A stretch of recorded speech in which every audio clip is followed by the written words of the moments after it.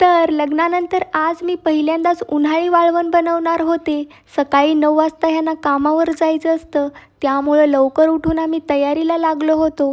म्हटलं की 9च्या आधी आपलं सगळं उरकून झालं पाहिजे. आता घरामध्येच पीठ शिजवून ते टेरेसवर न्यायचं म्हणलं तर थंड झालं असतं, त्यामुळं कालच ह्यांना बाजारातून एक मातीची चूल आणायला सांगितली होती. तसं मला चुलीवरचा स्वयंपाक खूप जास्त आवडतो बरं का, त्यामुळं परत कधी इच्छा झाली तर मी सायंकाळच्या वेळेला वर येऊन पण जेवण बनवू शकते. सर्वात पहिल्यांदा झाडून काढलं आणि सगळा कचरा भरून टाकला. मी तांदळाच्या भातुड्या करणार होते, त्यासाठी काल सकाळीच 1 ग्लास तांदूळ भिजू घातले होते. दिवसभर ते मस्त भिजू दिले आणि आज सकाळी उठून मग ते मिक्सरवरून बारीक करून घेतले. पीठ शिजू घालण्यासाठी मला पाणी तापवून घ्यायचं होतं, त्यासाठी आधी मग चूल पेटवली, त्यानंतर नळ चालू करून पाणी घेऊन आले. सगळेजण प्लास्टिकच्या कागदावर भातुड्या घालतात, परंतु माझ्याकडे काय तो कागद नव्हता, त्यामुळं मी साडीवरच घालणार होते. इथं मी 1 ग्लास तांदळाच्या पिठासाठी 4 ग्लास पाणी तापायला ठेवलं होतं.